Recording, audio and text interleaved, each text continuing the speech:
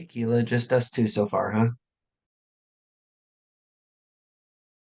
Yes, I am just sending Ken it looks like he didn't have the link. So let me just chat that to them.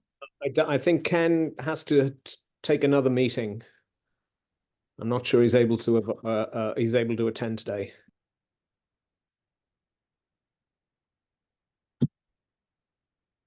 Hello, Sir Trevor. Okay, I think, yep, we are gonna get him. I worked some magic, Trevor.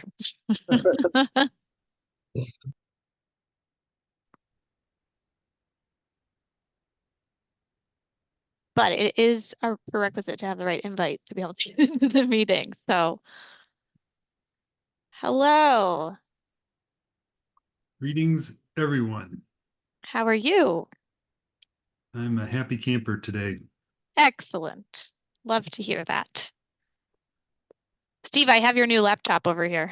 This thing is heavy. I don't know what you were thinking, but whatever. It's not about weight, it's about performance. I beg to differ, but Power. okay. No, I'm with you on that one, Steve. You need the performance. That's right. Even if I need a dolly to lug the thing around. That Right. basically. I can always get stronger, but a small light laptop can only be so powerful. People are Wow. struggling. People are struggling to get into the meeting. Just FYI. Huh.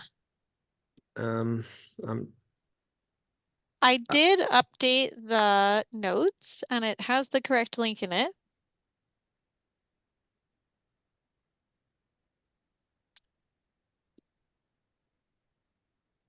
I just clicked from the email that was sent from Hyperledger. That seemed to work.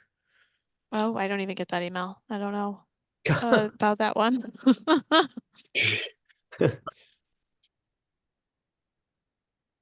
I always go to the Hyperledger website and click the link there.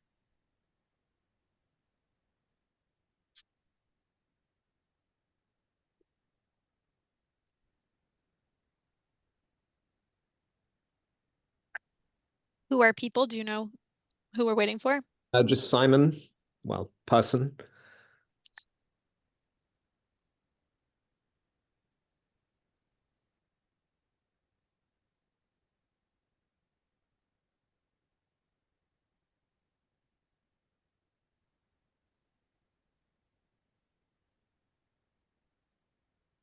We can give Simon a minute since we know he's trying to come and then jump in. I started notes for today. I can share my screen. Ken, you haven't done our intro in a while. You wanna tackle today? I love our intro because it's happy and inviting. I Welcome, hope so. everybody. We're so glad everybody's here. This is our Cardea users group meeting. We're operating under the auspices of the Linux Foundation. Therefore, we adhere to the Linux Foundation antitrust policy, which is linked in the meeting notes. Basically, don't talk about specific pricing or specific deals. If you feel like there's any problem with antitrust issues, either contact Keela or myself, yeah, or you can contact the Linux Foundation directly. They have a lawyer who will help sort out those sorts of issues. We have a code of conduct for the Cardea working group, which is basically that everyone has a voice and we're inclusive. Be nice to others. If you have problems with this, contact either Keela or myself directly, or if you have a problem, that you can take that directly to Linux Foundation as well. We're happy to have everybody here, and we're happy to be talking today about our Our new use cases. use cases and adjustments that might be needed to the white papers in order to accommodate those use cases.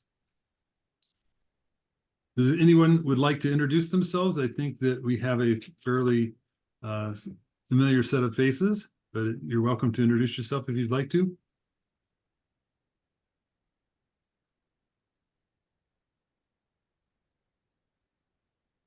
If not, Our next meeting normally would be scheduled for December 28th, but due to holiday conflict, we will be canceling that meeting, and our next meeting will be on January 11th. Excellent. Excellent, excellent. Okay. So last we spoke, we broached the topic of identity credentials in the healthcare workflow, and how those might work at the 30,000-foot level. Having spoken to a federally qualified health center and understanding a little bit about their challenges and also their interest in something that solves this identity problem for them. So today we're hoping to walk through some specific workflows around interactions with a healthcare facility and kind of outline how we think that would work. The goal is to sort of package this into a complete story. Well, the long-term goal of being able to turn this into an updated white paper about this scenario, and also bring in some of those healthcare facilities to validate accuracy, correctness, and potentially feasibility for use in their kind of environments. So with that said, we're going to jump into those workflows. Is there anything else that needs to get added to the agenda before we dive in? Okay. So I drafted a handful that we should walk through. We can change the order in which we want to tackle these. You can see them here. We have a new appointment workflow, a new patient workflow, and maybe those are sort of related, but we can decide as we navigate them. Checking in for an appointment. So you've now presented for an appointment you've scheduled out in the future. We have being called back from the waiting room, which we know can sometimes be a problem. People have this, they say, hello, is there, Keela, you're ready to be seen. Well, what if there's 3 Keelas in that waiting room? And then the telehealth use case, where a patient might be known to an organization and now they want to have a telehealth visit. How do you verify that the person on the other side of that telehealth visit is the right person to be seen by the clinicians? So those are a handful of the workflows that we can start with to get the creative juices flowing here. And if we think of more, we can add those as we go. Keela, Yeah. do you think that, I think if we switch new patient workflow in front of new appointment, or is it normally new appointment and then as a result of that, you create a new patient? I agree with you. Okay. We can switch them. I do think they go hand in hand. But you need to be a patient to have an appointment. So we'll start with the new patient workflow. Okay. So I think, typically speaking, just to give some context, right? We're walking through the life cycle here. If you want to go see a doctor, you're going to call them and say, hi, I would like to be seen. And they're going to take very generic information about you so that they can get like a placeholder record generated. Many of which they'll then verify, correct, and update when you show up. So that placeholder record, I don't think there's a lot we can do there. It's really, they've now walked into the office for their first time. It's a new person to you. What does that look like? And so I think that there's typically forms that get filled out. Those might have been done electronically. They could have emailed them to you or something like that, or they're handing you the clipboard, right? In the traditional historical paper model, or an iPad or something like that. They, and more often than not, are taking a picture of you. More and more EMRs are adding a little image of the patient so that can help combat some of the identity challenges that they live through daily. And so during that onboarding, they're going to collect insurance. Let's make sure that we cover that. They collect your insurance. How are you paying for this visit? And so now they've created, in theory, a comprehensive chart for you, starting place. At that point, they could be issuing an identity credential for you as a person in their health network.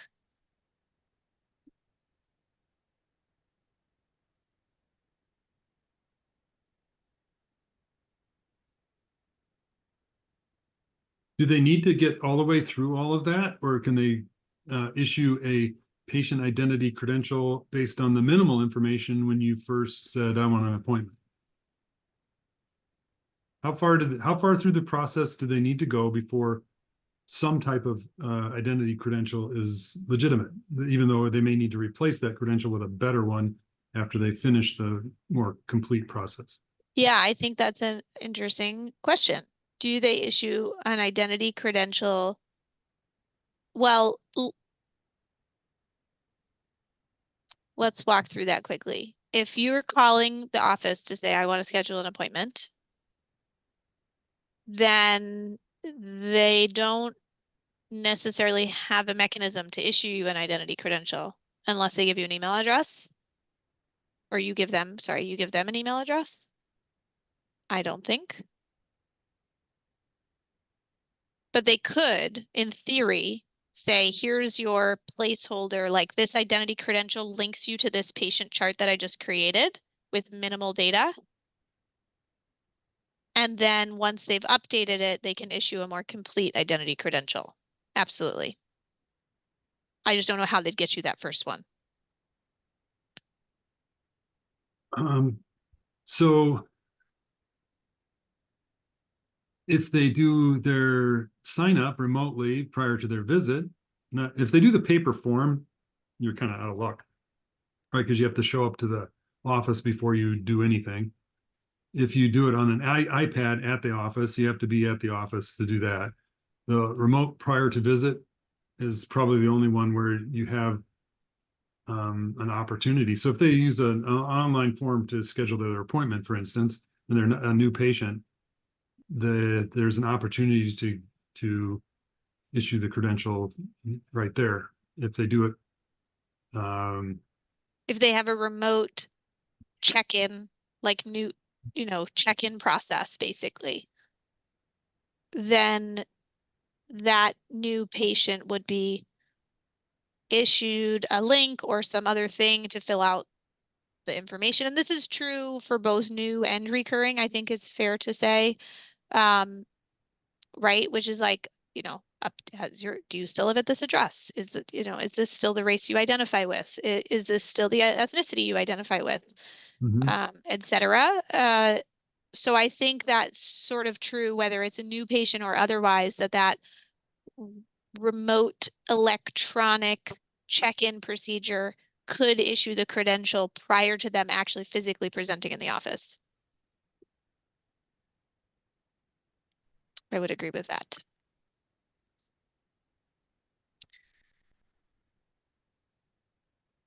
The scenario where there's a phone intake and then in office, to your point, paper or iPad, I don't think they can issue that sort of like provisional identity credential.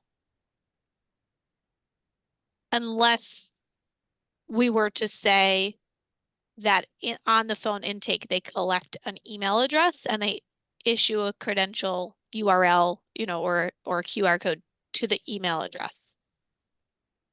What is most prevalent in your opinion? The web appointment for the initial appointment or a phone appointment for the initial appointment? I think it's highly variable, unfortunately. There are some mandates around patient portals, and so a lot of healthcare facilities must offer patient portals. That does not mean that anybody's using them. I think the utilization of patient portals is very low still to the today. So my guess is that it's still heavily non-technical.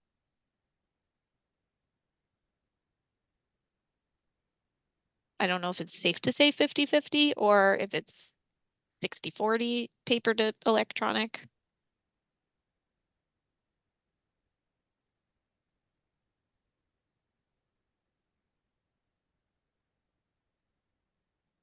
Why don't we just say that it's a large percentage that is non-technical appointment creation? Yeah.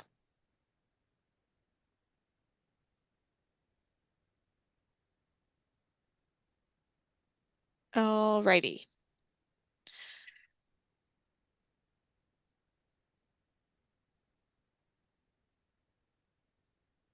So I'm going to say that it's not always possible at this stage to issue that minimal credential. Yes. Yes, although if it were feasible, I think it would be valuable.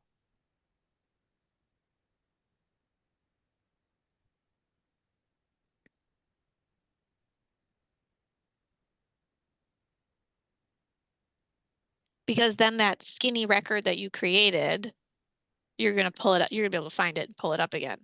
And at that point, you might have phonetically been spelling somebody's name because you're taking it, you're doing things in a less structured way.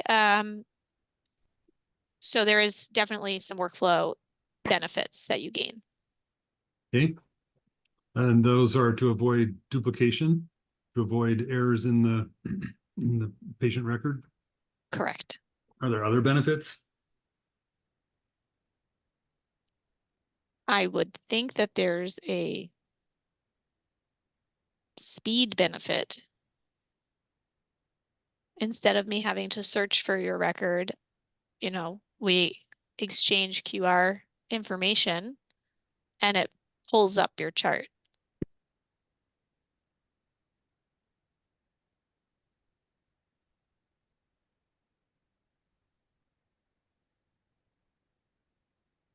Okay, so I'm going to put it increases efficiency of check-in.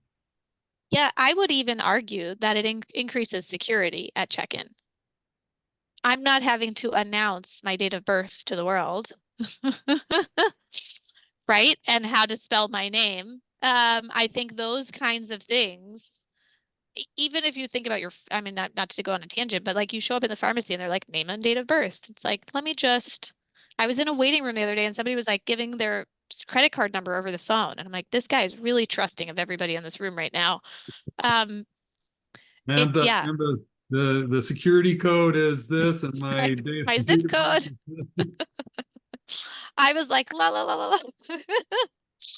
So, but it's the same thing about patient data, right? Name and date of birth is considered personal identifiable information. And if you're announcing it to the person at the front desk, I mean, it's hard to not overhear that data. And I think that is very interesting. And so I think this whole topic, this whole conversation about an identity credential lives in the space of patient safety and privacy as the overarching goal of this implementation.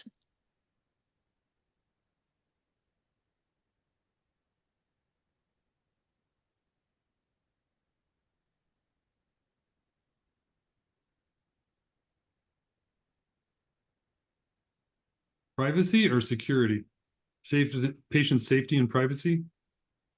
It's both privacy, security. It's an and statement. So patient safety, that's so that you don't get treated improperly. Or the wrong record or yeah. Or whatever. Patient privacy is so your information's not leaked, and security is kind of in with privacy. Yeah. Okay. Good. All right. We've made it all the way through sort of the new patient workflow, sort of. Sorry, pass. can I add something? I think for the use case that I can think of, just recently I had my own experience. I had to submit some labs. And so if you go to your physician, you go through the checkout first, then you get admitted to the room, and then the nurse comes in and then she asks you a bunch of questions about your previous experience, since whether it happened something between the previous visit and this visit. And then the doctor comes in, and then in my case I requested some labs, and so then the nurse came in and the nurse asked me my name and my date of birth. So this is additional security checkpoint where they want to make sure that they actually got into the proper room and they're not taking the blood from somebody else. So the labs is another place they ask you. Absolutely. And that's this item down here of being seen by clinical staff. Oh, okay, amazing. Thank you. So you're right, Simon. And what's interesting is in your case, you were doing everything right. Okay, everybody's good here. I've heard stories from the healthcare facilities that I work with where they call back, all right, Ken, come on back. And Ken starts getting his feet looked at and he's like, what are you doing? Because there were two Kens in the waiting room. And he, they like didn't clarify Ken to see the podiatrist versus Ken to see the cardiologist. I mean, weird things like that happen, and that this would help avoid it. Same thing with as the doctors come and go from that room that they've pulled you into, are they in the right place? Not just do they have the right patient.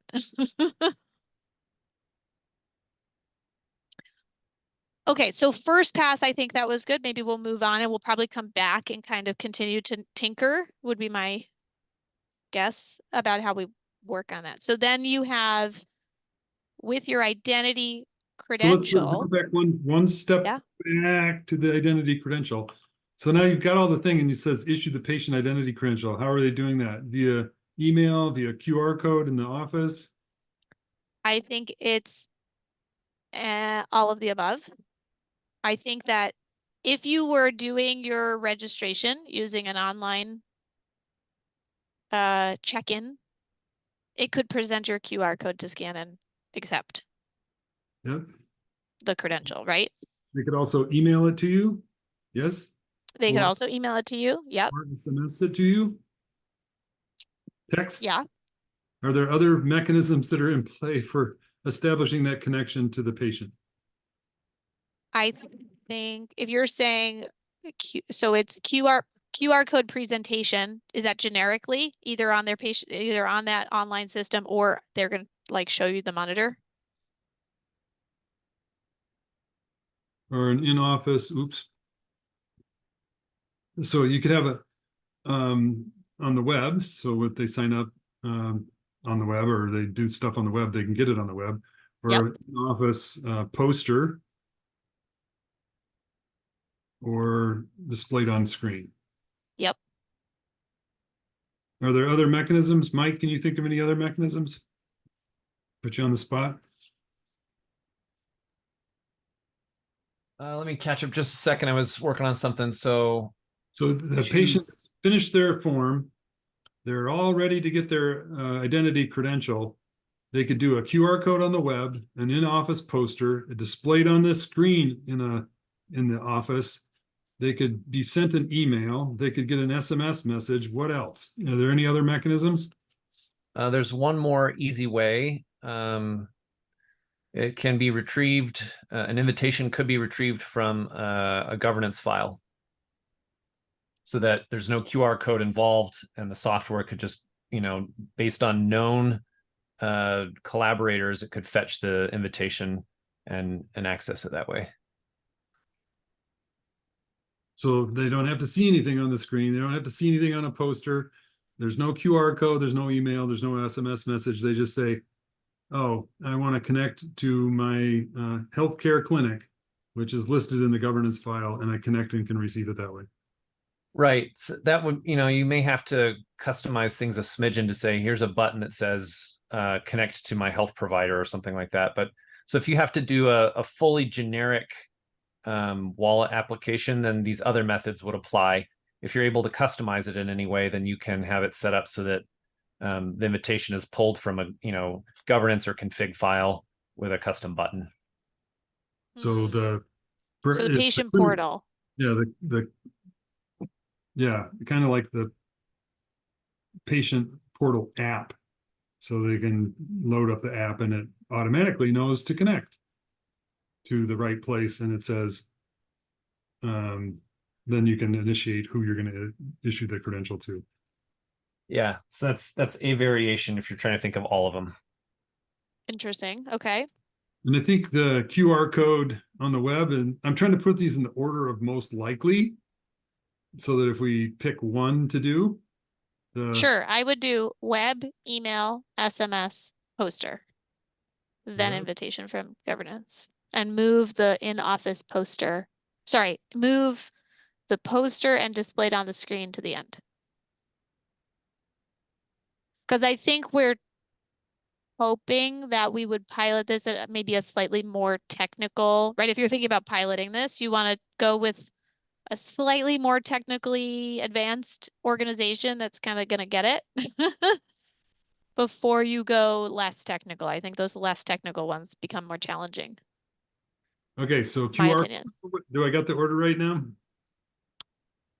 QR code on the Yes. web, email, SMS, in-office poster displayed on the screen, an invitation from governance. Yes. Okay, good. Now we can go on to your new appointment workflow. Sorry to derail you back to how to get the actual issues to occur. Quite all right. Okay, and so I guess in new appointment workflow, there is this that I want to schedule a new appointment. Like we should clarify new appointment workflow, or I have an appointment, because I think that to me that's checking in for an appointment. Let's do schedule. Thank you. Is that what you had in mind? That's what I had in mind. Yes, I think that makes more sense with the other items we have. So if I'm scheduling a new appointment, so I've been seen, right? And they're like, oh, you need, to use Simon's example, you need labs. So we have to schedule you to come back to see the lab department and get your labs drawn. In that case, you've sort of left the back office, you're back at the front desk. The front desk has to pull up your chart again, right, to get that done. And so you would present your identity credential so that they're pulling up the correct chart.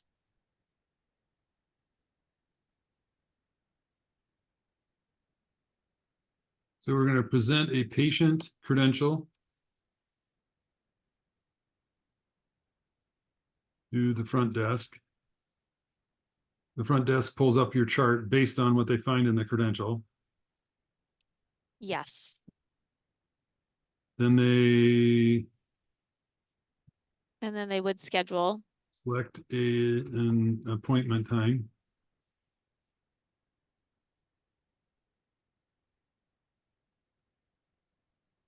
And then they would message the appointment to the app. Now you're getting fancy.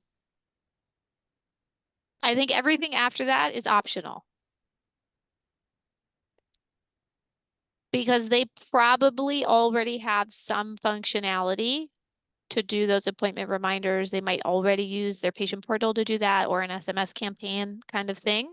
They could use a DIDCOM message to message the appointment to the app. That's what I'm thinking is now you have a secure encrypted channel to send that over instead of all the weird stuff. You could do that. And I would guess that most of these healthcare facilities would tell you as many ways as they can remind the patient to show up for their appointment, the better, because that's a big challenge.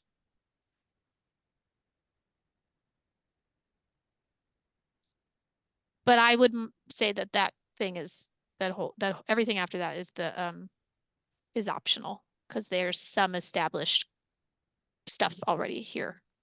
I'm going to put that as in the front of it. Okay.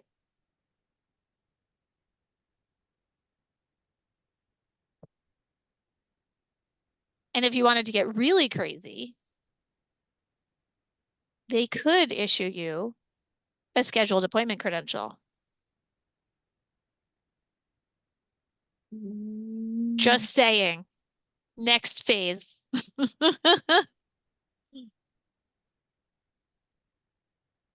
It's another optional, right? Way optional.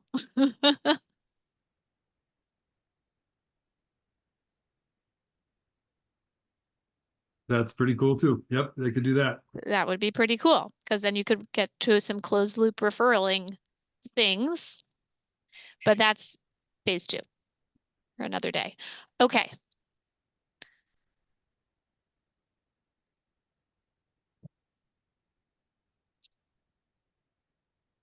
Okay, cool. Then we get to check in. So now a week later, you need to get your labs drawn. Again, just to piggyback on what Simon gave us as a good working example, you're gonna show up at the doctor's office and basically do the same workflow, except that they're gonna check you in as opposed to selecting an appointment.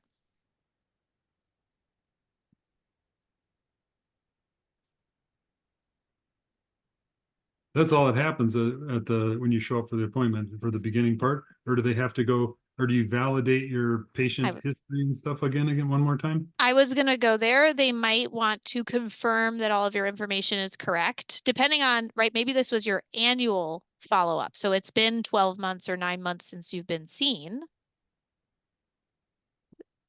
I think they should do a check. There's a branch of this workflow that might result in them issuing an updated and corrected identity credential. So they might confirm, they might not. And if things change, they'd want to correct your identity credential. So they'd want to revoke your past one, probably. I guess that's a question. Do you only ever have one active identity credential in this scenario, or do each of those stay active because they were valid at the point in time that they were used? I think you revoke the old one and issue a new one. Cool. It's just cleaner. I agree with you. So and yeah. Then they do check-in. Is there anything else that happens besides the patient gets to sit in the waiting room for a while? I don't think so. Then I think then it's the normal check-in process from there. There's no change to the process because they checked you in. They're just getting the chart ready, room ready, lab materials, whatever else they need to get ready. agreed. But we're not changing any of that, so we don't need to document any of that. Correct. Correct. Simon, you have some comments in the chat. You want to insert those into the verbal conversation here? Yeah, I didn't want to interrupt you. But basically, we mentioned various ways of relaying that invitation to the user. And I just want to, share my own experience that the SMS is the worst of all. Because anytime I go to a new facility, medical facility, and they, or I just call them and I set up an appointment, they send me a link. Not all of them, but sometimes they send me a link via SMS and with the prompt to create a portal account or account on their portal, or sometimes even they require me to do so, where there's also the part of the process is to submit some paperwork prior to the actual visit, because there could be some HIPAA and some other information that takes about 30 minutes. They don't want you to waste their time in the office, which makes sense. But the link that they usually send you to the, by SMS, but on click, it opens up the browser on your phone with a small screen, and it's just a regular website but shrink to a mobile size. And it's the worst user experience I ever had. I actually hate it so much that my natural response is to copy the URL link, send it to whatever my email address or a Facebook to myself, and then open it from the browser window, because this is just horrible. And if we are doing the invitation over the SMS, then we need a holder to be able to recognize that link on click. You know how sometimes somebody is sharing a music a clip with you from Spotify, and when you click, it does not open you a website Spotify. It actually redirects you to the Spotify, and then it opens up the actual music song. And so I'm just trying to understand what is the technical complexity of having a holder that will recognize that invitation, and on click it just redirects you to the holder that will process the invitation. Yeah, I think that's all really valuable feedback. I would add, I don't know about your all personal experiences here, but the amount of spam texting that I'm getting and the security risk in clicking on links in texts, I think is an increasing security vulnerability that we would potentially want to discourage. We want people to be educated about their personal security hygiene, right? And saying, oh, we're going to send this to you in SMS. Go ahead and click on that, right? Verify all your personal information here. Seems like a risky space to be moving into. And so I think Ken's point of like, we can do these things in DIDCOM, like, wouldn't that be great, is valid, even though that's not where the healthcare space is kind of operating today. I think it adds a lot of value.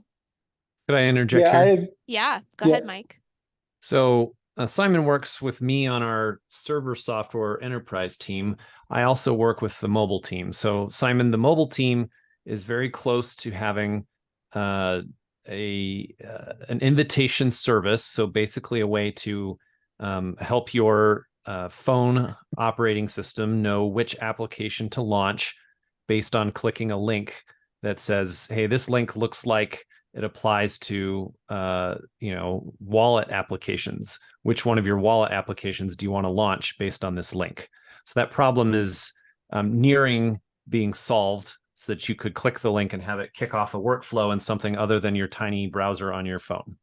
And then to address the security concerns, we're also getting close to having the ability for your mobile application to be able to go through a workflow that will verify the party that you are communicating with as a valid party that you're to interact with, that you're not getting phished through your texts, but that they've been able to present a credential that says, yep, this is indeed your medical provider.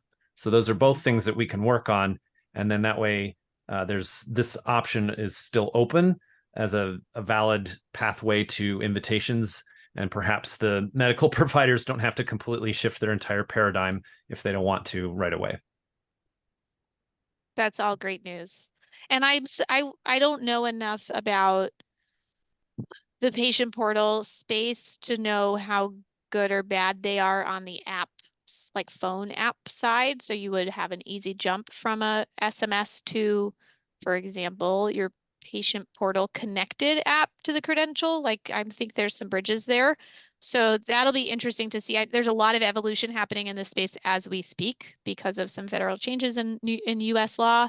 So I think we'll start to see more, and it's good that those steps have been proceeding on your side, Mike. Cool. Okie dokie. So moving on, where we've got about 20 minutes left. We're doing great here. So now you're sitting in the waiting room, you've checked in, and they're like, please wait, right? And hopefully they're going to be really efficient, TBD. But they call you back from the waiting room and they are going to bring you into to wait probably more, but in a private room. That, like, I think the crossing of that threshold, you leaving the waiting room to go be seen, is a place where they should verify again. Do I have the right Keela Shatskin? Am I calling her back for the correct thing, right? It's like, okay, Keela, for this kind of visit. That's, by the way, where you could also piggyback that appointment credential, but again, we're going to table that.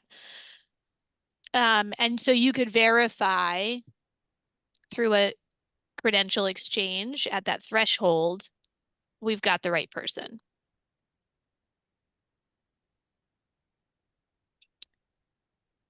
I think that then happens potentially again, as you were mentioning, Simon, right? Then you have different providers coming and going from a room. And today they like have a little folder outside where they put your chart and they, whatever.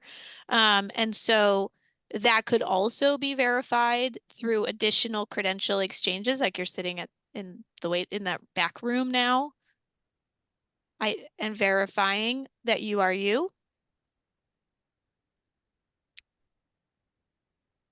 And these things become very important for a few reasons, just to contextualize them. One is to make sure that we've got the right person. There's scenarios where There are intentional mistakes and non-intentional mistakes that happen here.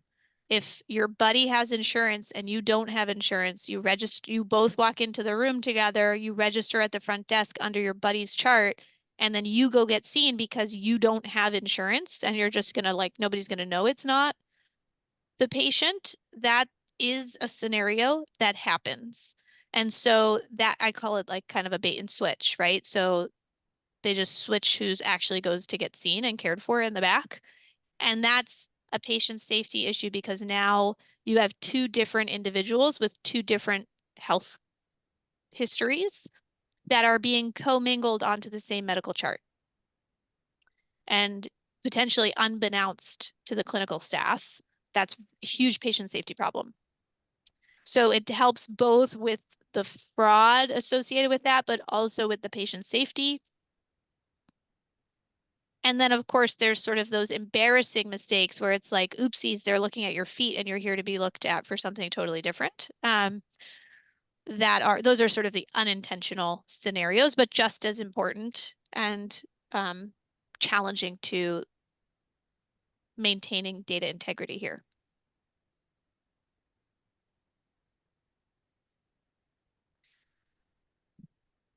So I'm going to add could also scan, recheck cred with each staff coming and going from room.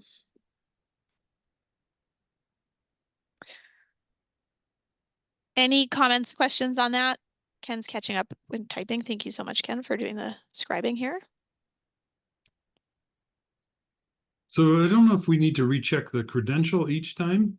So the data has been shared, and so the chart could now be the one where you check because you pulled up the chart associated with the credential. If the image of a patient is in the chart, you could simply do a check against the chart. Because you've established the identity of who is supposed to be treated. Now you're just checking to see if the face is matching the chart. Yes. Yes, I think this will vary by organization size. Necessity of this would vary by organization size and implementations. Because I mentioned, right, you put the chart on the door. That's true for people who are in a hybrid paper to electronic chart scenario. Oh, yeah. If you don't have paper, if you have no paper, you've gone paperless as an office, there is nothing on the door. You don't know who's in the door that you're walking into. And they will have logged out of the EMR between handoffs. So there would be some question about that in theory. One option here is some of the newer software out there has the ability to check and see if there's a valid presentation of a credential that has occurred within a specified time frame. So with a simple rescan of, say, the QR code, the two agents could communicate quickly to say, is this the same DID that we connected to 3 minutes ago? And do you have a valid presentation from 3 minutes ago? And in that fashion, you could quickly verify, yep, it's the same device and therefore tied to the same person, and they've presented their credentials, so we have their data within the last 5 minutes or hour or whatever is acceptable to them. So even if you have to redo the credential scanning bit, you can speed it up so that it's just a QR code scan and then a second or two of waiting. No pressing, please share your credential again. So that can be streamlined a little bit if you have to do that. So that's look at the connection DID. So you don't have to go through the whole rigmarole. You can just do same guy still here. Right. Yeah. And I think ironing out those workflows there's definitely going to be some variation here, because there may be some advantage to, if you have the nurse comes to see you, and I don't know about you guys, but mine take a piece of scrap paper and write your height, weight, and all these things that they then go enter later. But the nurse comes in, they do their thing, right? They pulled up your chart in theory in the EMR. They leave and the doctor comes in, they also need to pull up your chart in the EMR. Like in theory, they've simplified that pulling up of the chart, but it could also just be replaced with this, I pull up your chart by scanning your credential. It's the bridge between who are you and your medical record and my system. So it could be that each time they need to pull up your chart, they scan your QR. I don't know what would work best. Maybe that's not efficient. Maybe that's not necessary for them given their workflows and how many patients they have going at the same time. But it's They still need to feasible. pull up the chart somehow, and scanning the credential or the reestablishing the connection to say, is this the same one? It knows which chart to pull up based on the connection that it has. So Exactly. So rather than going to like the calendar and saying, which appointment is this, and trying to get to the right person that way, right? Again, for a busy practice that has a lot of rooms and a lot of doctors concurrently, that I don't know what those, calendar check-in screens look like, that they may be too busy that you end up touching the wrong record. So I think that one will need a little bit of a schooling on in terms of what does and doesn't work about that handoff once the person is in the back room to be seen. But getting them into that room, certainly I would say that crossing of the threshold, leaving the waiting room to be brought back should absolutely result in do I have the right person for the right reason? Check.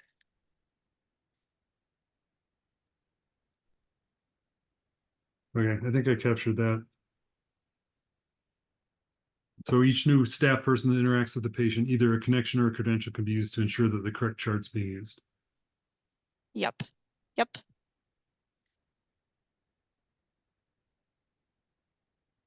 Okay. Onward. We're doing great. Look at us go. Telehealth. We're going to start by just putting a caveat that they were seen. This is telehealth for an existing patient that has a credential. It's not a 100% telehealth only scenario. So in this same practice where I've been seen as I have a new patient chart, I maybe have even been seen once by the doctor, I now need a telehealth visit. Explain why that's different from raw telehealth from the beginning. My caveat for this initial conversation is that there is an identity proofing component that happens at that office check-in that is trickier to do when you're 100% remote from day one. Okay. Right. And that gets to NIST like levels of assurance. I think this will change and evolve a little bit as well, but to simplify some of the scenarios, we can sort of talk about this one first. Yeah, there are some providers that do identity proofing remotely that meet the NIST levels. Like, we're going to do a Zoom call to make sure that the person in front of the camera matches the person on their driver's license or something Right. like And they that. hold up. Yep, exactly. So you can do it, Yes. but it's easier with existing patients for sure. Agreed. That's how I can tell you that's how we do this. Sometimes when people ask for audits of their records, like we don't know who you are, but we need to verify that we're going to release the data to the right person. We need to do a Zoom, like through COVID. I think everybody moved to Zoom kind of, or web meetings to neutralize the vendors here, web meetings to do that kind of thing. So yeah, I totally agree. Well, and once you do the initial data proofing, the applications can be set up so that they require a face scan to open the app, and so you may be able to ensure that the person who's behind the app is the person who is in the credential that's being presented as an existing patient. And so for existing patients, you may not need the web meeting kind of thing to verify you're releasing the data to the right person. Yeah. I guess the point is that it's telehealth for an existing patient, and we can remove the first creation of that person from the telehealth workflow, I guess is my point. So whether they were identity proofed remotely or identity proofed in the office, that step we kind of covered in that new patient workflow. We chose the path of an office visit, but you could, to your point, Mike, do that identity proofing for a 100% telehealth kind of organization. To me, that we would draft that in the new patient section. So this is telehealth as a visit. Well, so the telehealth as a visit, they have to present or share something so that you know who they are, right?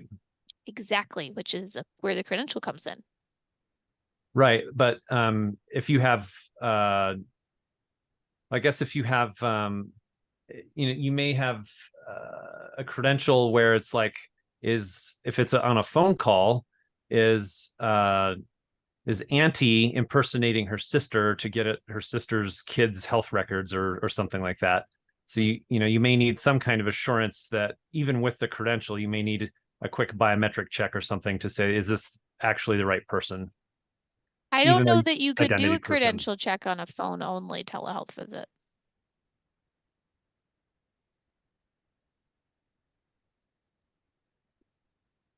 Unless you exchanged the credential before you got the phone number or phone call.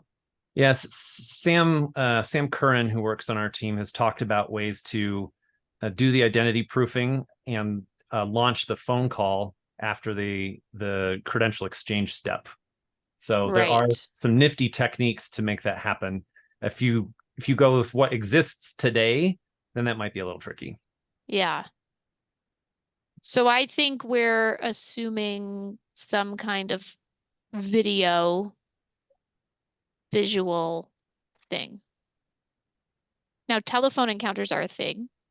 I think I'd have to check US policy on this, which is what I'm closest to, around whether or not, like, telehealth has a very specific definition for reimbursement payment models in the healthcare space.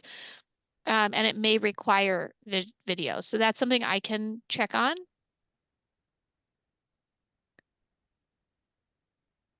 And we can get some clarity on whether or not we want to split this out into telephone or video healthcare. Yeah, pardon me for running down the edge case rabbit hole there. You probably want to start with video. It's perfectly valid. Well, So happy to add it. Steve? Not that we necessarily need to worry about it at this point, especially in this conversation, but I mean, the ability to do like video filters and stuff, like you can't really trust what you see on a screen anymore. So that probably leads us into a whole different discussion, which is not probably beneficial to this one. But Yeah. Speaking of rabbit holes, Yes. So the basic workflow for this is present a patient credential to the web UI currently, and then the web UI would initiate a telehealth connection either via video call, meeting, or a telephone call. Yes. Yes, where you'd sort of like log in by exchanging your credentials so that it can verify you on the way in.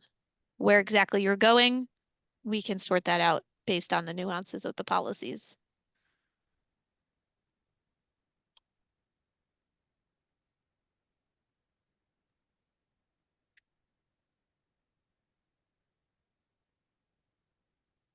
Okay.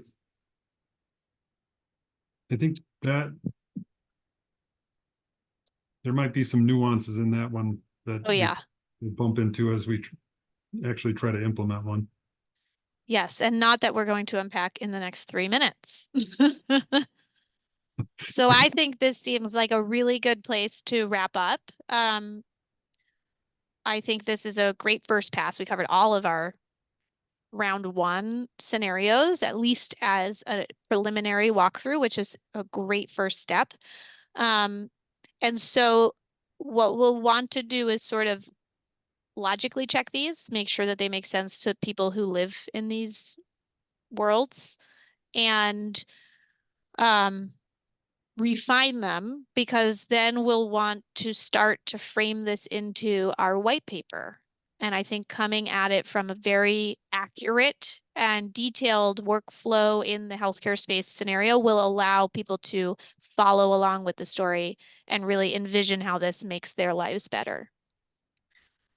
So I think that next step is kind of validating this now and taking it through a couple of rounds of, does this make sense? And how do we move to a more comprehensive white paper from here? Do you have any other thoughts on that, Ken? I think that it is a really good first draft at the workflows for how this could be incorporated an identity for a patient to make the quality of care for the patient better and reduce some fraud or other errors that might creep into the system. So I think it's really cool. Excellent. Excellent. Well, I appreciate everybody's engagement today. We do have some more to talk about on this, like, shift to an identity credential in the healthcare space, but we get a month off before then, and we will talk on January 11th, which is our next scheduled Cardea meeting. Again, we're taking one off for the holiday. Thanks, everybody. Thanks, Keela. Yeah, thanks. Holidays. Talk to y'all Bye. soon. Thank you. See ya. Bye. Bye.